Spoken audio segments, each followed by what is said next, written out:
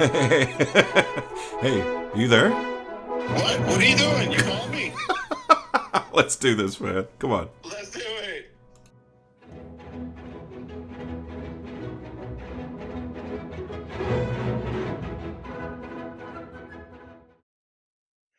Hey, everybody. Welcome back to Between the Notes podcast. We've got a great show for you today. Maybe you guys have had a pedagogy course.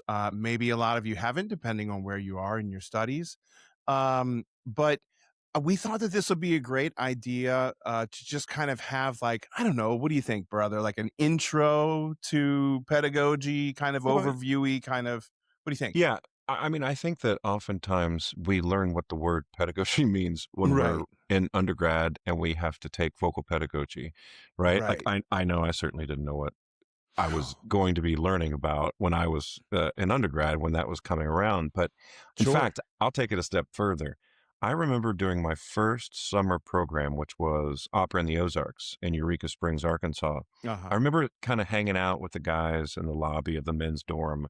And I remember people being like, well, technically, I mean, what's your approach for getting through the passaggio?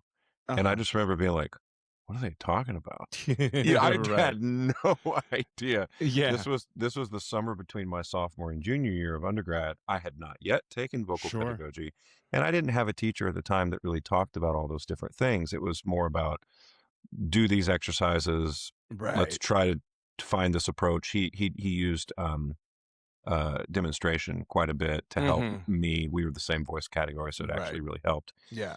But yeah, I mean, like sitting there and listening to these guys talk about vocal technique and what their approaches were, and that there were a variety of different choices that one can actually choose from. Yeah. I was like, I don't know what these guys are talking about, but I want to know what they're talking about. Sure. And so, I mean, we got into a little bit in an earlier episode talking about just that I think, at least from my perspective, it seems that I don't think any voice teacher would argue the fact that what everyone is after is a balanced sound, Sure. this chiaroscuro, right? Something that has the Right. ping and the brilliance, but also the warmth and the richness, and an evenness throughout the entire range. I think you could dig a level deeper and say, like, well, we always want to make sure that the integrity of the vowels are maintained, Right. but yet through that, we want a more refined sound and a less vernacular sound. I don't think Yeah. anything I've said so far, any voice teacher would Sure. say, I don't know about that. Do you know what I mean? Well, And if yeah. they Right. do, I'd be like, what are you talking about? Right. Right. Right. Uh, And I think so, that that's a lot, okay, so voice science and anatomy and stuff is obviously, the kind of the first pedagogy class that everybody right. takes. And our guest today is John Price. John Price is the co-director of the Westminster Voice Pedagogy Institute, which I had to not had to, but I had the pleasure of actually taking it 3 times. And let me tell you, the first time I was so overwhelmed with all the information, especially of the anatomy stuff, that I was like, whoa. And then acoustics was a whole nother thing that I was just like, whoa. But the Yeah. second time, and then I guess essentially the third time I took it is when Irini took it her Your first time. wife. My wife, yes. The first time. And so I got to listen to it. But anyway, so John's going to join us today. But maybe before John gets in here, I don't know if anybody happened to see this article about when Roberto Alagna canceled a performance of Turandot at Covent Garden between the second and third acts, right? So you've got, the beginning of the third act is Nessun Dorma. They cut that, whoopsie. And then the head of music, right? The head of music staff, who is a pianist. I know him, but in general, the head of a music staff at an opera company is a coach slash conductor, assistant Sure. conductor kind of person. Not And let's say known. this, push pause. Yeah, Those people's jobs do require them to sing the other people's parts while they're sure. coaching an individual on their role, right? Yes. To say that this person didn't have any experience singing, well, I anyway, go mean, ahead. on stage at the Royal Well, Opera House, no. this is my point, right? It's So like, it's like, there's a difference between being "Della mia bella incognita borghese" and right. "Della mia bella incognita And, borghese toccare il fin della," you know what I mean? It's like, oh, okay. but he sang From the Wings, and there's a big issue because people were like, writing into the opera company saying, how dare you not do Nessun Dorma and not have a cover and all this kind of stuff. And Right, like, right. the cover comment I kind of understand, but in this time where budgets are tight, and in Europe, sometimes in this country people cover from other states. Even in Canada, I know we had a buddy who covered Yeah, from New absolutely. York when the show was happening in Toronto, That's right. because you can get a flight the night before and be there, and it's actually the singer's job to be like, ooh, not sure this is going to go so well, or maybe it is, maybe it's not, to put the Right. house on standby the night before. Right. But anyway, I just thought it was interesting. We're trying to keep up with the current events of things and whatnot that are going on. Now, just for people to be aware, do you think that there had anything to do with like, what's the deal? If you sing the first act, you still get your fee. Oh And yeah. if as long as you show up and you sing act 1, Yeah. and then you're like,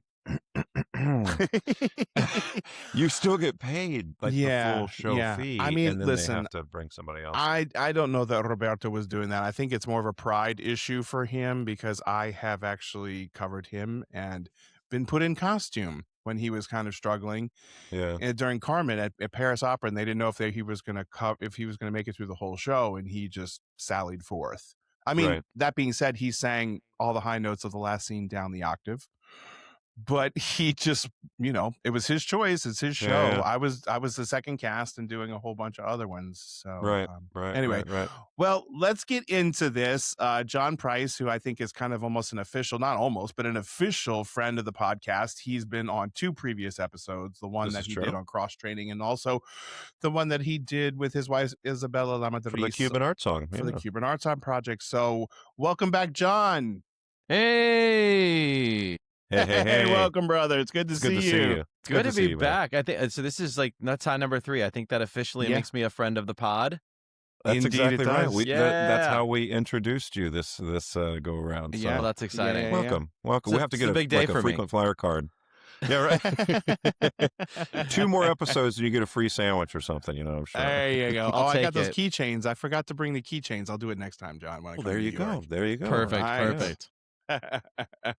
So yeah, so So today as we're we talking said- all go about ahead. pedagogy, right? We're talking all about Yeah. pedagogy, and I was saying in our intro that I don't think that there's too many teachers that would go against the idea of a couple of different thoughts, right? Like if we're trying to create this balanced chiaroscuro sound, we want an evenness throughout the entire range of the instrument. We want to make sure that it projects into the hall. It's like there's a couple of other things. We want to make sure that the integrity of the vowels are maintained. As far as practical pedagogy in how to bring the studio work onto the stage, I think that every teacher would agree with what I was just saying, right? And that's what we're kind of talking about before. But yet there seems to be a variety of different philosophies and approaches on how to achieve these different things. And I think that that's what Brian and I started thinking about, was like how it's so interesting. Even in our own teachers that we've had, let's say since undergrad or high school even, there's been such varying approaches and different language used and different things that people focus on. And so as a pedagogy teacher yourself, I'm curious what your thoughts are on like how, I mean, one of the things we could start to like immediately jump in on is this idea of support, right? Like there's 2 significant thoughts of this, right? A downward and outward approach, or an in and up approach. And I think that, I don't know. It's like, how do you start talking about this and find, I don't know any teachers that teach both. So you kind of are in one school or the other. And then, I've never seen physical fights break out. I mean, I don't know. I'm sure they have. But you haven't I been mean, hanging out in the right rooms. Yeah. I was about to say, within the right room, I think it's absolutely, maybe Westminster back in the day, that definitely could have happened. But yeah, I love what you're saying there, brother. And I just wanted, like John, just give us, if the idea of this is like an intro to pedagogy, and maybe kind of a survey of, if we, depending on how much we can get in here, but the word pedagogy means So pedagogy is a term that is just like, how do we teach things? So voice pedagogy is how do we teach the voice? Got it. So Yeah. if you just search pedagogy, you're probably going to end up with a bunch of texts on classroom teaching, how do you what's the most effective way to teach, math or any other kind of skill. Mhm. When we talk about pedagogy within the context of singing, really we're talking about how do we talk about singing, and then how do we use a classroom space or a studio space to help people become better singers. Because Um, that was such a hurdle for me. Like, oh, pedagogy, as Wes and I kind of talked about in the intro here, it's like, there were people like the older upperclassmen who were like, oh, well, I have pedagogy with Dr. Blah, blah, blah, blah, blah. And it's you're always like, with I Dr. don't Blah, blah, even blah, know blah. what they're Yeah. talking about, cricothyroid and, all this Or, other. or you have to take one semester of it as an undergrad, and so you memorize the page in the book that has here's where the cricothyroid is, here's where the Right. larynx is, here's where and so then when you get the test, you just regurgitate that information. But I mean, I was placed in a very bizarre situation where I had one semester of vocal pedagogy in my undergraduate. In my graduate schooling, I got accepted into this experimental program at IU called the Performer Diploma in Professional Opera Studies, and so I didn't have to take any kind of vocal pedagogy for that degree. Mm. And then after that, I did an artist diploma at the Juilliard School. So again, this was all focused on languages and diction and coachings and like acting and Totally. things like that. So my first full-time tenure track teaching position, however, guess who they asked to teach vocal pedagogy? And so Hey, I was like, oh, well, I certainly at this point in my life understand how the voice works. I understand how my voice works. I've taught voice to a number of people, but I've never really thought about teaching the course. And so I did a deep dive into all the different textbooks that are used, and but yeah, it is sort of a I mean, since you teach it on the regular, Right. what is your goal for students? Like, what's the outcome that you hope after, what is it, a semester or a quarter, or how do you Or even teach just say those? like a week of VPI, the Voice Yeah, Pedagogy yeah, Institute at Westminster. I think it's easier to kind of like just start there and maybe go to a semester. Yeah, well, you said a bunch of things that I think are really interesting, because I think at one point you said you understood your voice and then said understand how to use the voice. So Right. understanding how to use your voice is really the task of anybody who is a professional singer, right? And we talk about doing a performance diploma or anything else that's kind of gearing you toward being a professional singer or toward a career as a singer. You have to understand how your own voice works.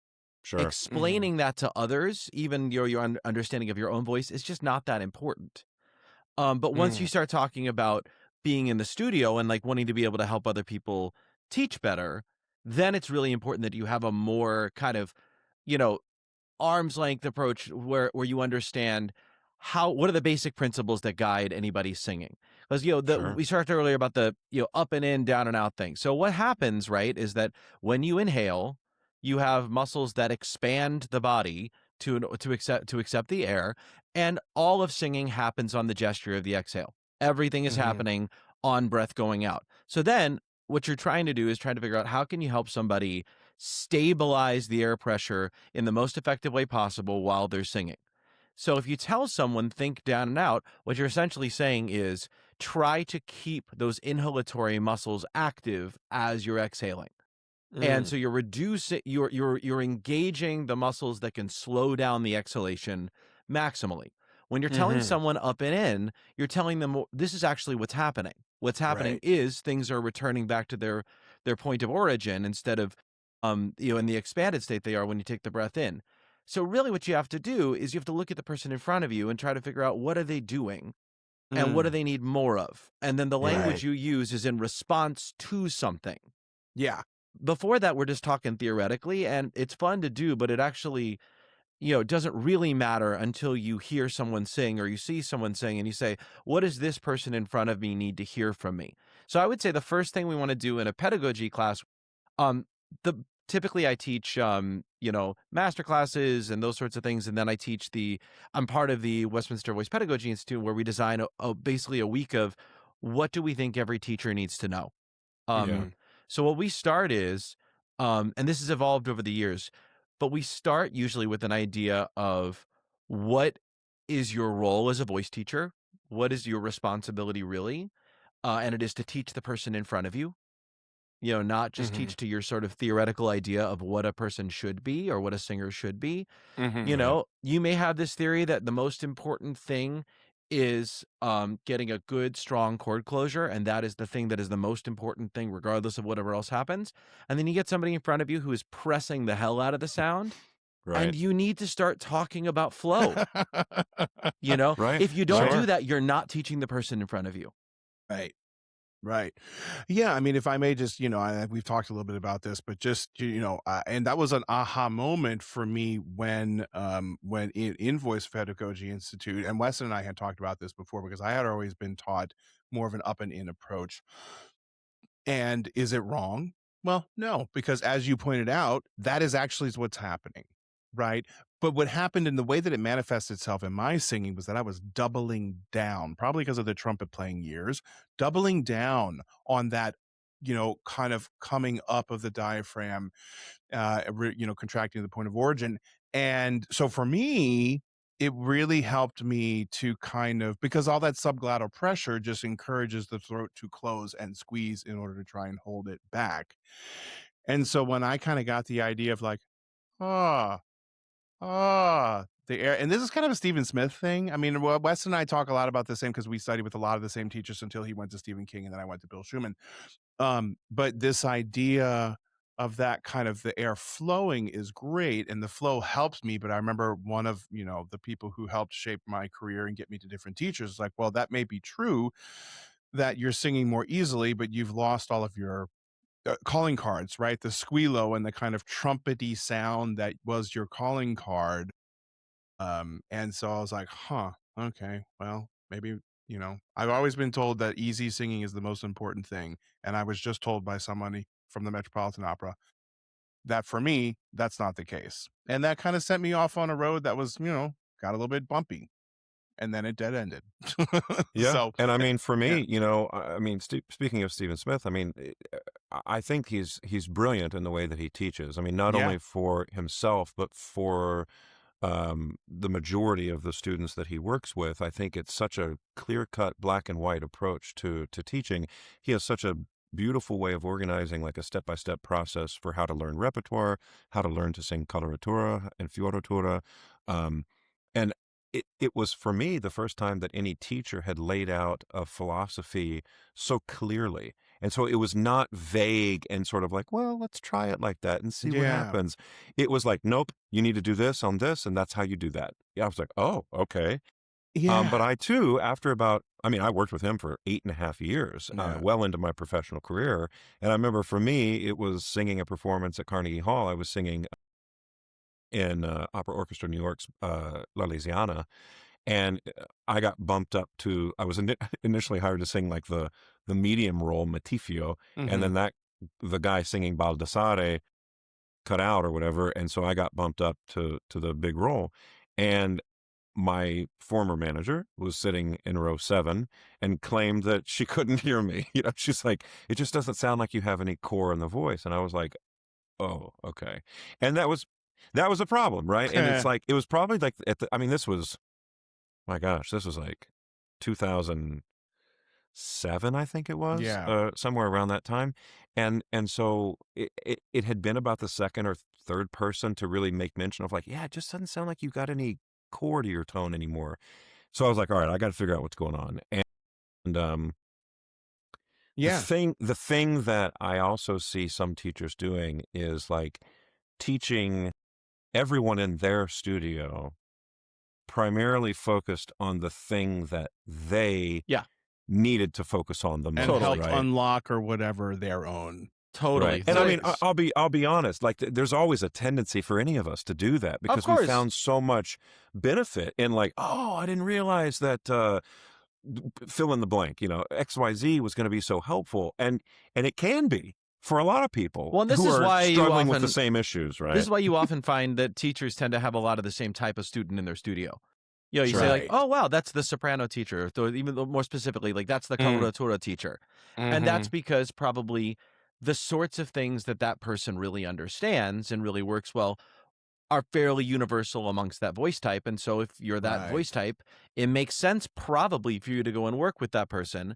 And then there's Sure. some teachers who seem to be able to teach a broad base of people.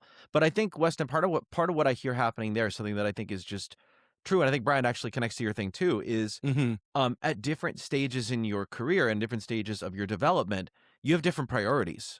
You know, Sure. when you're first working on building a technical foundation, the goal is trying to get evenness, trying to get sustainability, trying to get freedom, trying to find what your vocal identity is. Those are very Oh, yeah. different goals than I am all of a sudden on a much bigger stage being asked to sing heftier, material, and I have to figure out Yeah. how to make it work at a professional level. And then all of a sudden they don't care so much about your sustainability. You of course do.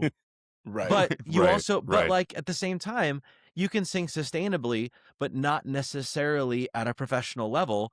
And that may be good for you, as a person and artistically, but it's not going to work financially. Well, it's also a beautiful point that you make, and I just want to make sure, should Steve Smith hear this episode, I want to make sure he knows that we're not trying to talk crap about him by No, any means. not at all. I love him as a person, and I love his teaching, and I use his principles and his book in my teaching on a regular Well, yeah. basis. And he himself even said, "Well, listen, my goal is to teach you all how to sing healthfully. It's not necessarily going to always align with what the industry wants."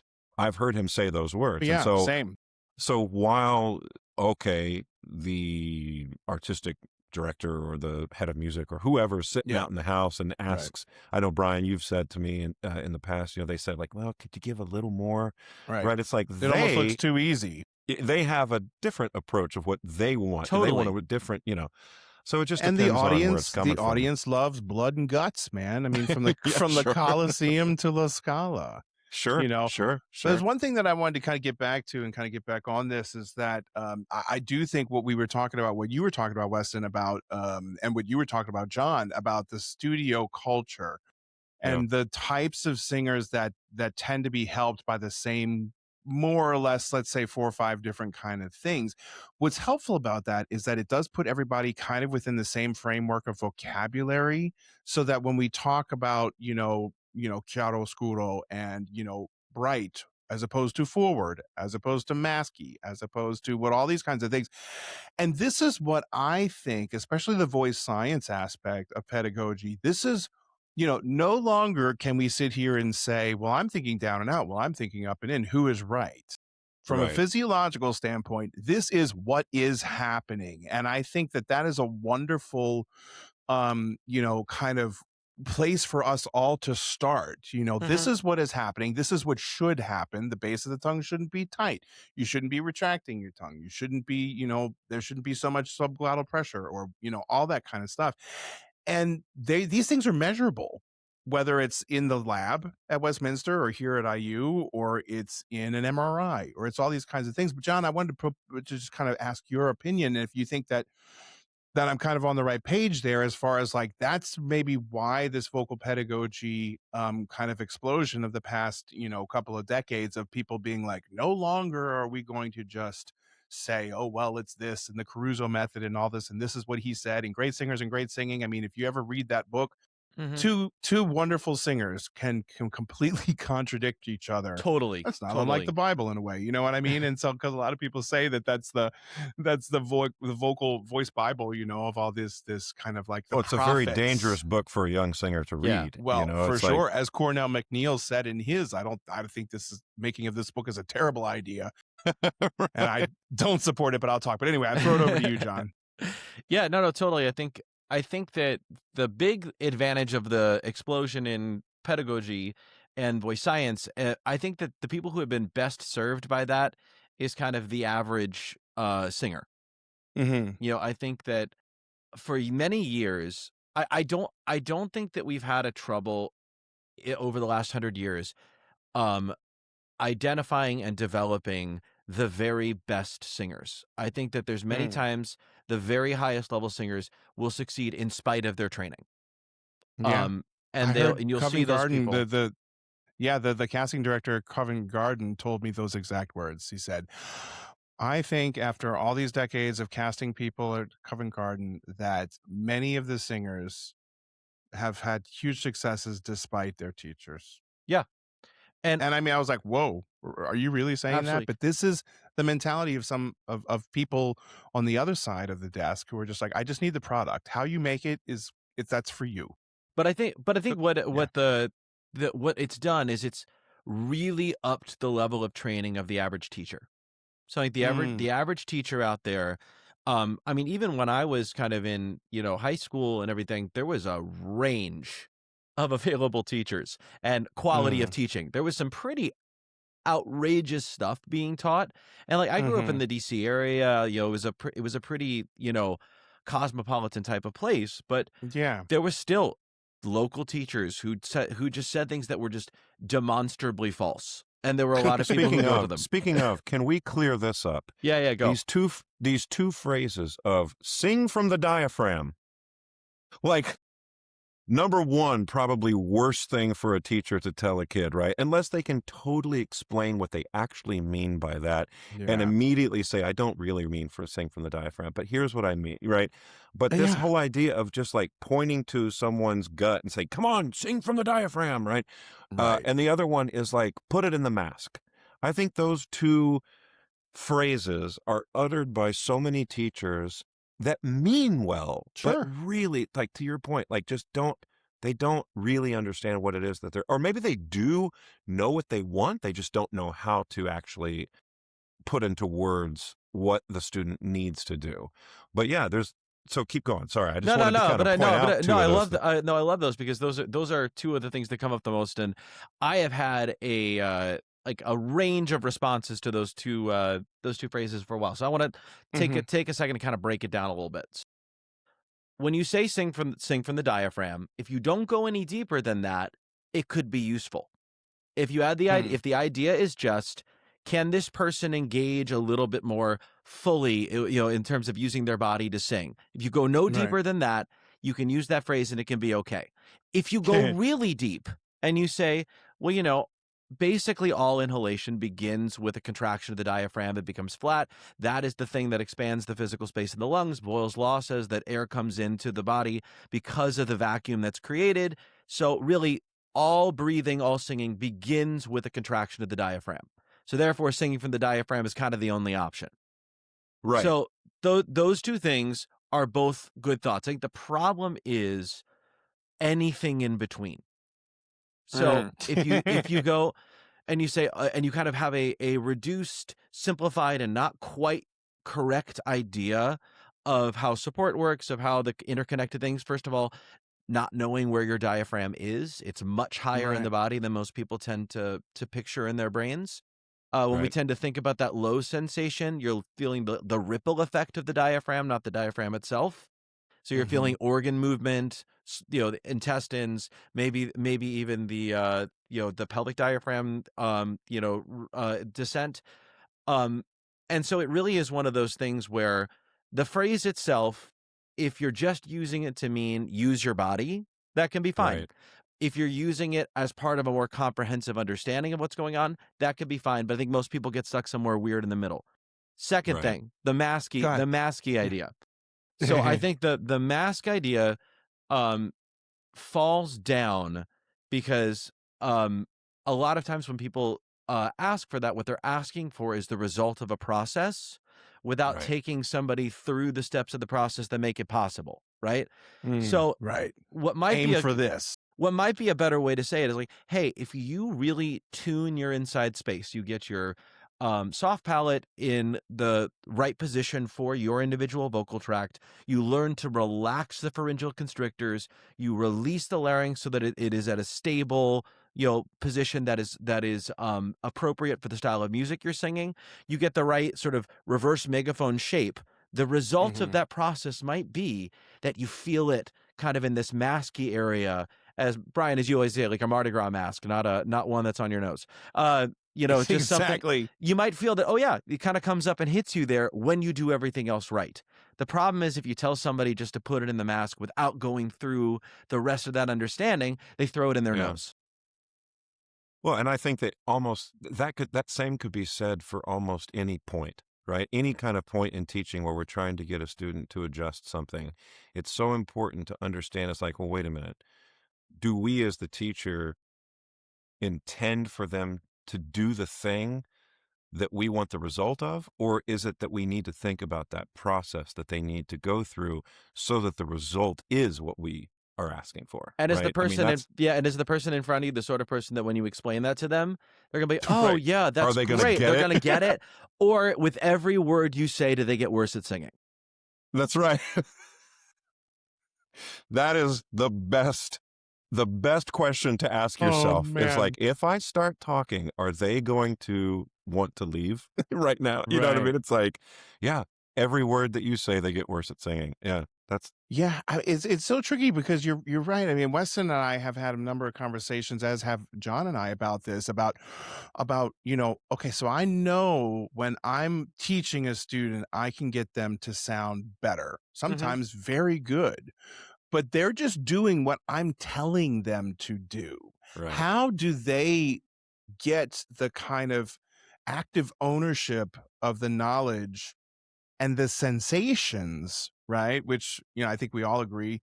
Well, I don't know, I should say that, but I mean, I think we do. Most Totally. singers, we have to go on the sensation because the acoustic and the biofeedback and the, all that kind of stuff, it's different in every acoustic. So if you start trying to do that, you're going to sing differently in every time you're singing until you feel like you're giving enough or you're giving too much or you're whatever, just to get the amount of sound and biofeedback to feel like, oh yes, I'm being heard.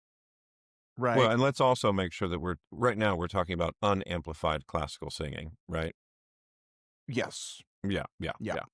So, I mean, I think that one of the biggest barriers is sometimes language barrier, right? Like if you're teaching a student from a different country or a different nationality where English is not their first language, and we're talking about some very specific types of things. So I think that to your point earlier, there has to be an agreed upon vocabulary for the studio so that you understand when I say this, what I'm talking about is this, right? I mean, Mhm. there's so many of those sort of ground floor vocabulary, phrases, whatever you want to call it, so that we can get everybody on the same page of Yeah. understanding what our method is. Totally. And I think there's a lot of danger in demonstrating and expecting that the demonstration is going to hit the student in the way that we intend. mean or intend for absolutely. I'm huge.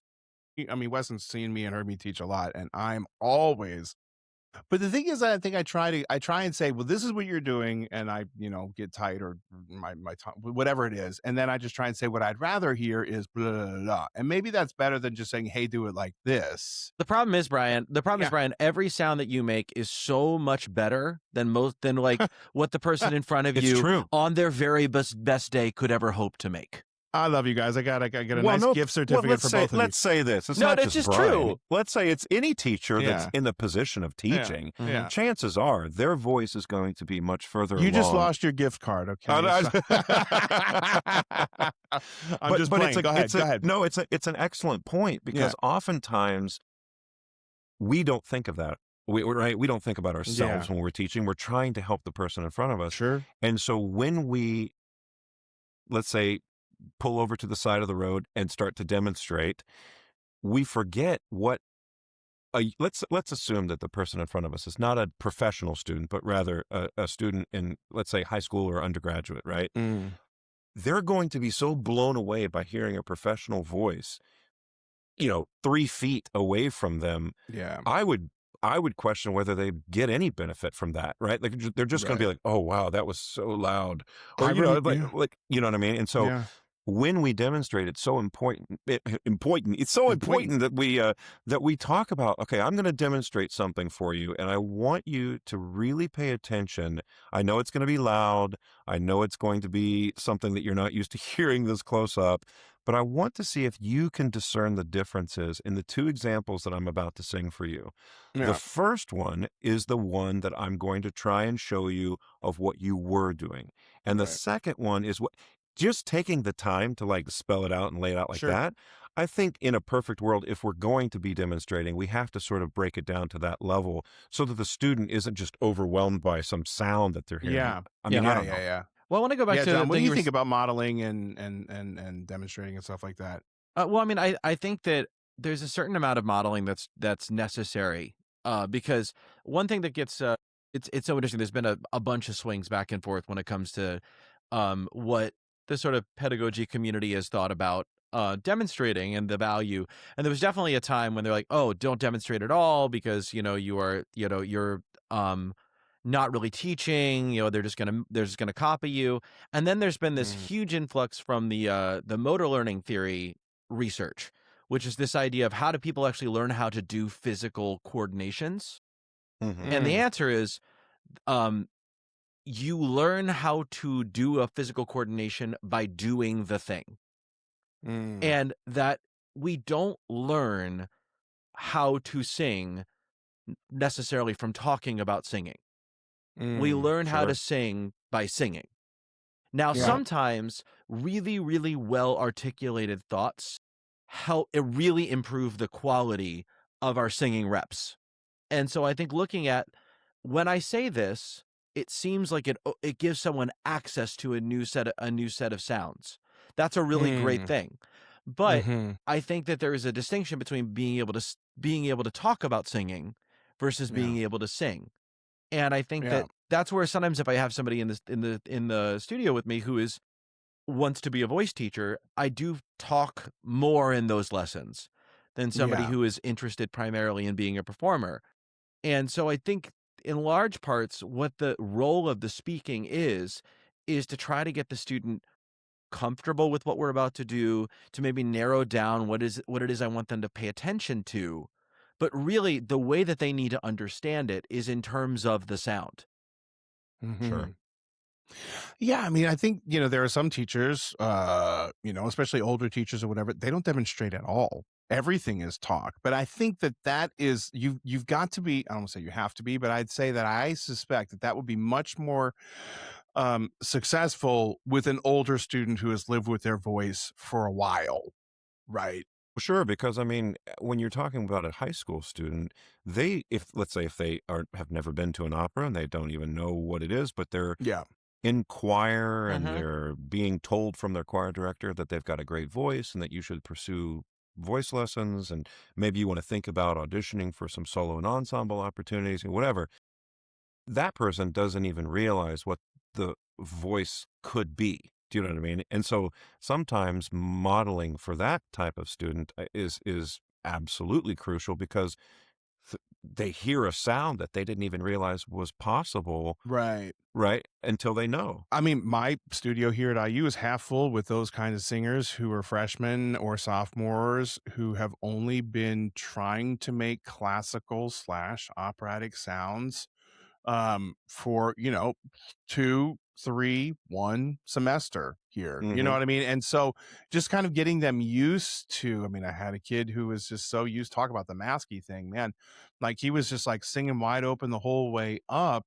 And I was like, man, you're never going to get a note above a G if you keep singing like that. And sure enough, it took a while and I had to kind of pull him through it and persuade him that I actually knew what I was talking about. And now he's singing up to C and C sharp in his exercises. No problem. Now he doesn't quite have it into the repertoire yet, but he's making huge strides. And if I didn't demonstrate that you're singing like this, as opposed to, oh, he wouldn't have gotten it. Yeah, You know what yeah. I mean? And I think that I wish, especially now that my voice is like, a little bit less consistent, let's say, than it used to be. I wish I could get away with doing it, but I guess Bill Schumann did so much demonstrating, and I feel like I did learn exactly what he was trying to get me to do by hearing his voice do it. Mhm. that I feel like, yeah, I'm reticent to just be like, I'm not going to sing anymore in a lesson. I mean, I do sing less, I have to say, but there are some times where I even give my students a hard time, like, you're going to make me do this, aren't you? And they're like, no. I was like, no, it's fine. It's fine. I'll do it. But man, I don't feel like singing an A flat at 10:30 in the morning. You know what I mean? But it's that kind of stuff. But I'm very curious about and happy to hear what you were saying about the pedagogy um community. I know we could talk for hours and hours and hours on this, but I wanted to get a little bit into it, John, and just kind of explain, because John gave it an awesome lecture for VPI, Voice Pedagogy Institute, Westminster Choir College, where I am a alum, that was really interesting about acoustics. And this was something to me that I was like, it was like, rocket science. And I was like, what is happening? And tuning vowels. And you kind of made mention of it a little bit earlier, but let's just dip our toe Okay. into how vocal acoustics and that kind of stuff, and how structuring the vowel and stuff like that can be our friend when it comes to singing and teaching. Oh my gosh, right? Well, first of all, I want to say that there are people who um are way deeper into this than I am, that I'm a voice teacher with a lot of enthusiasm for these topics. But if this excites you, I really encourage you to check out the work of Ken Bozeman. Practical vocal acoustics is kind of the like best first step into the harder core sort of vocal acoustics world. And then he Hmm. has kinesthetic voice pedagogy, which is sort of the follow up to that. And then Ian Howell's book, Hearing Singing, has just come out recently, and there's a ton of great articles out there on kind of using acoustics and resonance in terms of how you teach singing and how you think about singing. But yeah, Hmm. so if we think about most of what we're talking about with acoustics in singing is really psychoacoustics. So acoustics are Mm, things that are measurable by instruments. Like frequency is an acoustic term, and the psychoacoustic equivalent of frequency is pitch, right? We right. perceive pitch, but pitch isn't actually measurable, which is why you Okay. can have two people disagreeing about whether something's in tune, right? Because pitch is really the combination of a bunch of things. It's Yeah. timbre. It's how do all the different harmonics that are involved in the sound come together to form something that we perceive, and then the perception of Right. that we call pitch. Okay. Mhm. So really, most of what we're talking about in the studio is psychoacoustics, Okay. perceived sound. Okay. There's a really interesting paper by Ian Howell called Absolute Spectral Tone Color, where it has this idea that if you look at a spectrogram is just a graph of all the different harmonics and sort of harmonic energy all the way up and down the This is spectrum. what Voce Vista shows us Yeah, when Voce we. Vista shows us. The old Voce Vista only went up to about 5,000 hertz. There's a interesting and kind of hilarious history as to why that was true. The much more recent Voce Vista Video Pro goes up all the way up to like 20,000 hertz, and gives you kind of the entire range that's hearable by humans. And what that concept of absolute spectral tone color tells us is that if you isolate different parts of the spectrum, they actually sound like different vowels. This was, I was like, what are you talking about? Mm-hmm. Yeah. What are you talking about? And when I did the voice pedagogy degree, the master's, there was this very basic program, but as it showed, like if you color or you take out certain frequencies, an E becomes an oo or something like that. And I had the opportunity to have a lesson with Ken Bozeman, and he was talking a lot about the undervowel, overvowel, and I was like, "This is fascinating, but I am so confused right now. Like, I just don't know how to make. Can I just say E on that pitch right there?" And no, with all respect to him, but it's fascinating about how this, and I think that there's a lot kind of coming out of there. But I just, full disclosure, I don't think I'm smart enough to think about things in that way. I just don't think I am. So Maybe I am, I think you're but I plenty. just I don't think you're know. plenty smart. I'm also not smart enough to hang with Ken Bozeman. But that's fine. So where I think it's useful though. That was all kind of to set the table for what are some of the most useful concepts Yeah. in this stuff. So what I find myself using all the time is first giving people an idea that timbre is really just a product of what kind of shape you're making with the inside of your head, right? Mm, Vowel is also the consequence of what is the shape you're making with the inside of your head, right? Mhm. What's happening with your tongue? What's happening with your mouth? And rather than starting with the idea of, okay, now put your tongue in this position. Okay, now do this, move your soft palate this way, kind of theoretically, instead maybe starting with, okay, can we make that the quality of that sound maybe a little darker? Okay, Mm. notice that you can accomplish that by moving this, or with that concept of back room, front room is just really useful. So the back room being everything behind your tongue, kind of the throat, that area, and the front room being everything kind of hump of your tongue forward, and thinking about Yeah. vowels as being a combination of those two spaces, and that Right. an e vowel that sounds really bright, often and kind of frontal, is really a consequence of having more space in the back room, right? Yeah. Yeah. Because your tongue moves into the front, and so the consequence of a free e vowel is space behind and above your tongue. Yeah. And then Well, picking up from one of the favorite lessons that I learned from Stephen Smith again is how we choose to refine our vowels is what determines the timbre of our sound. Mhm.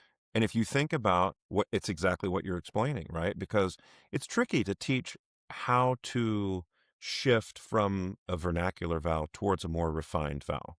I mean, we can make sense out of that and say, oh, Yeah. okay, I guess it would go from like E to E, right? But it's like when you start to talk about what are you doing? Well, you're raising your soft palate, you're creating a more lateral tongue, you're creating a higher arch in the tongue, which to your point gives more backroom space. So there's all these things that are happening in order to do it. But I think that it still very much is the way that I think about it is if you want to change the timbre of your sound, you just change the way that you refine the vowel or don't refine the vowel. And vowel is typically the way we talk about space, right? Sure. So we say, oh, could that E have a little more ooh color in it? So what are you Sure. actually asking? You're asking for maybe the corners of the mouth to be a little closer together. Maybe you're Mhm. asking the person to relax the back of their neck a little bit. And it's Mhm. easier to ask for a sound outcome than it is to ask for a physical change, because it's really hard to isolate moving one part of your body. Martha Sure. Randall, who's been at Maryland for many, many years, University of Maryland, teaching pedagogy, she often says muscles are party animals. Yeah. It's really Sure. hard to move just one muscle. They like to move together. So if you ask Sure. someone to isolate one thing, that's a really, really advanced skill. But sometimes if you ask them to make a small shift in color, they're going to be able to figure out how to make that one muscle move just a little bit, because they're not focused on the muscle, they're focused on the outcome. Yeah. I mean, this is fascinating. This is fascinating stuff. And I think it only illuminates why it's so hard to be a voice teacher. You know what I mean? Like what it was just so complicated. I'm not saying that it's impossible. I'm just saying that there's, John and I and Wes and I are all, to kind of tangent go off for a second here about this Enneagrams, about how somebody hears something, how somebody understands something, what makes perfect sense to me and Weston and maybe me and John, if we're talking about things. Well, we're also buddies, right? We also kind of, and we're buddies because we probably tend to think about things in the same way. Yeah. And so, Weston, I've seen him teach. He's seen me teach. We did it just last week during the snow apocalypse. And I don't think there was anything that I said to a singer that we were working with that Weston was like, that's crazy talk. No. But sometimes in the execution, he'd be like, well, I'm not so, yeah, I got what you're saying. And that's the thing. John and I, we were talking about, you and I were talking about this, is sometimes that, what somebody thinks they're doing might not be what, and maybe what the thoughts that they're doing to produce the great sound is true for them. But maybe as a listener, we hear something that is like, I think you'd be hard pressed to find a recording of Pavarotti that's not like questo quella per me parisono, but you listen to what him talking about his singing. It's all about color and all about, it's not masky, it's not bright, it's not spread. He's trying to balance that out. Let's say this. I think all three of us are married. We have wives. Yeah. And I think that every once in a while, Careful, Weston. we Oh my God, pull the plug. we might say something to them, or they might say something to us, and both parties could perhaps be unaware of the tone of voice that we're using in that moment. I don't know Do you what you're I mean? talking It about. happens. Yeah. It happens all the I time. have no idea. Sure. I have no idea what you're talking about. That's, Yeah, right. I'm not part of this. I read it in a book. I'm not saying I Yeah, know yeah, these things. yeah. No, No, but it 100%. just Go ahead, John. Go ahead. So actually, I love the Pavarotti example, and if anybody hasn't watched those, Juilliard masterclasses with Pavarotti talking about the brightest voice ever, he's like, oh, it's got to be dark, it's got to be, and it's like, what are you talking about? And then you look at number one, the shape of that face, of that head. There's so much width, and we know that width is responsible for a lot of brightness in the sound. So what he has to really concern himself with probably is depth. Yeah. Because there's probably plenty of natural brightness in the shape of that sound. Also, that idea of absolute spectral tone color I was talking about earlier. What it says is that E is that the quality of an E can be found in high frequency information. What that means is if someone's singing really robustly and really lined up, squillo sounds like an eval. Yes. So if someone is singing really wide open and it's really well connected and it's really well balanced, the consequences out in the house, you're going to hear a lot of what sounds like a bright eval. What that is that's the sound of high frequency information. So that's just really important. He's not thinking bright. What he's thinking is whatever gets him to a very lined up, robust sound, and a lined up, robust sound sounds bright. Yeah. That is so different from training someone to sing brightly. Yeah. Yeah. Yes, agreed 100%. And I don't know if Weston, if any of your teachers were necessarily like, I think it's less of a baritone thing than maybe a tenor thing. But like, even though my first voice teacher was a baritone, he had me like aiming to sing right. Now, again, he had a really dusky baritone voice, so that's the way maybe his voice became well balanced. But to me, for my voice, rather, not to me, because I thought I was, no, right, okay. But I go back and listen to those recordings, I was like, it sounds nasal, it sounds like pushed, squeezed, all these other kinds of things, because I was doing exactly what you were saying, kind of you shouldn't do, right? Aim to sing bright. Also, the thing about Pavarotti, I think that, all of us have been to Italy. And so the idea that these guys, hey, they're talking like this all the time is a cazzo, and it's like, and it's like, oh, wow, that's already such a bright language in the way that it's being, this idea of the si parlo si canto, si parla kind of thing. That's like, well, yes, it's cultural and you've already contextual. got that. Right. Very much so. I mean, would a Russian I don't think anyone from say Russia. that? I was just Right. going to say. I don't think anyone from Russia would say that because, I mean, if your native language happens to provide a very, beneficial resonance for singing, well, then sure, speak as you sing and sing as you speak. Well, this is why it's so difficult for a lot of people who are not American English speakers to find their way successfully into theater repertoire. Right. So much of it is based on American vernacular English and the sound of American vernacular English, so much of the sound ideals. And so it's really difficult. You think about even like, pop rock music, so much of it has that quality. And then you hear like the English rock bands of the 60s all singing with like, bad country accents. Sure. Because it's like, oh, no, that's not just the accent of the person singing. It's part of the fabric of the music. It's like, that's part of what I'm expecting is to hear that kind of an accent. And so it really is. It's so much of it is contextual. One point I wanted to catch that I think we've talked around it a little bit, but I think it may sound silly, but I think it's important, and that I think is some of the importance of getting buy-in from your studio. Yes. And I think that a little bit of that. I think we've probably all been in schools where there's that one studio or maybe two studios where it's like, oh well, that's where the best singers go there, and it may or may not be true. But there is something to a culture that grows up around a studio that enables a certain amount of trust, that enables, I think, a community that kind of grows together. And there's the 9, I guess technically 10 rules popularized by John Cage, but by Sister Corita Kent, that I always share at the beginning of every semester with my studio, and you can always just Google John Cage 10 rules, and you'll find it. And one of them is find a place you trust, and then try trusting it for a while. And Yeah. I think that the idea of an effective studio relationship or the most effective pedagogy, it has to happen in the context of trust.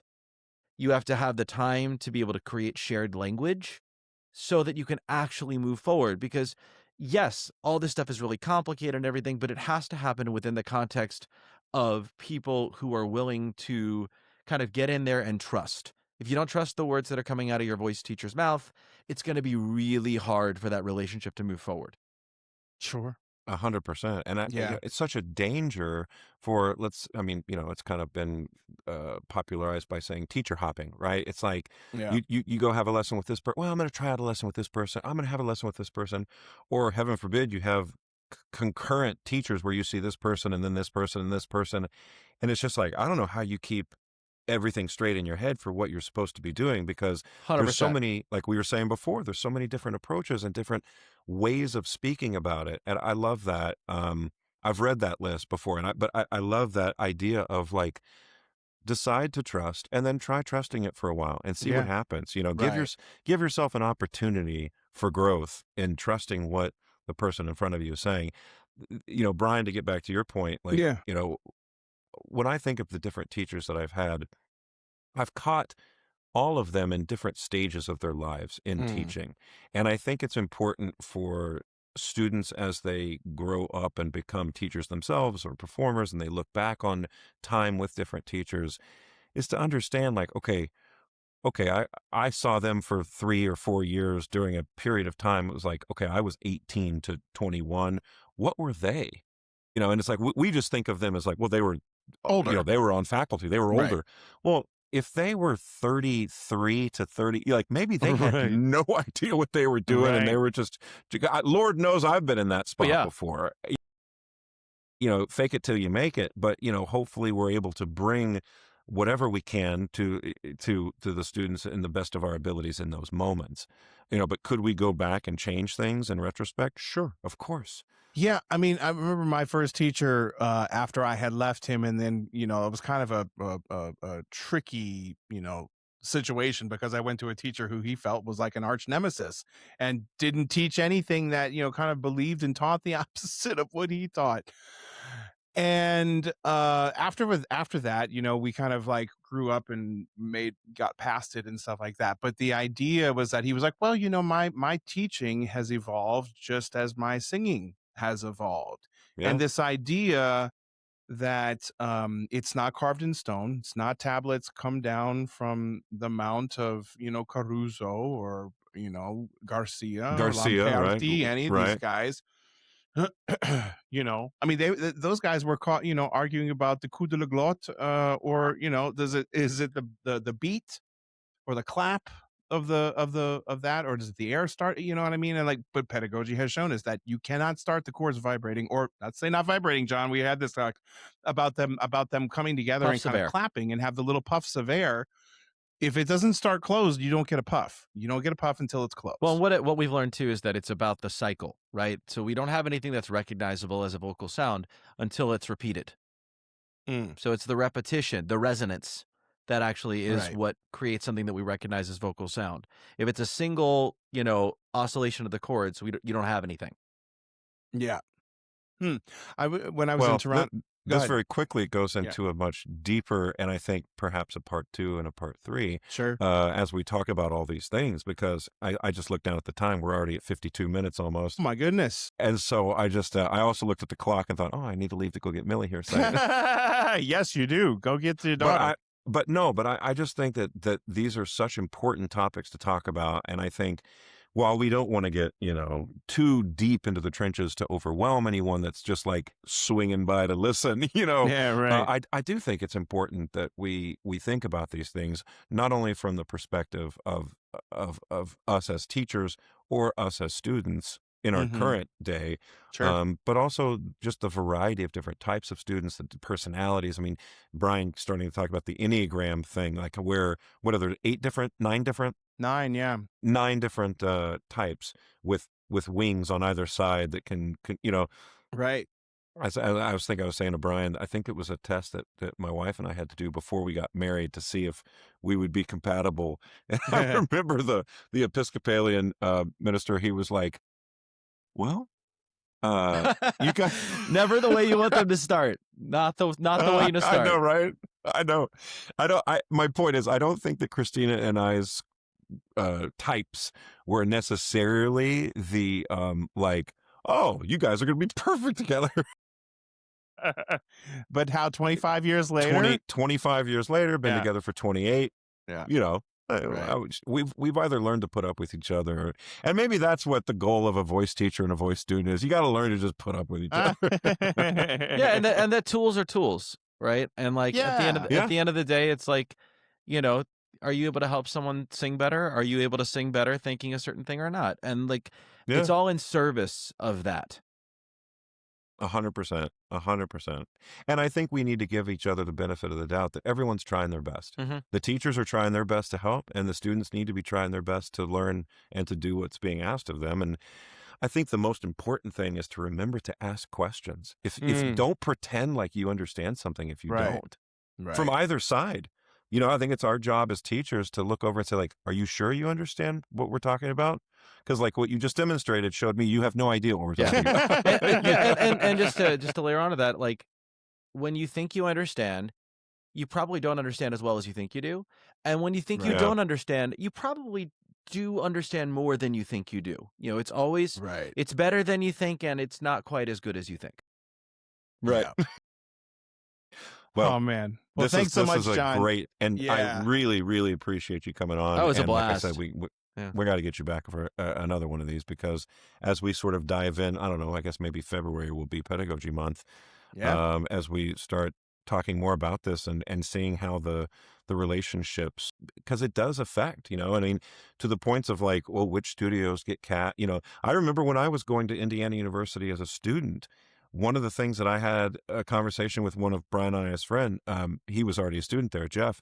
I was like, Jeff was like, well, you either want to study with Totsi or with McDonald or with, he was naming these teacher studios that it's like, those are the ones that get cast from, right? Yeah. And it's like, okay, does that mean that those were the teachers that were teaching the most effectively? Maybe.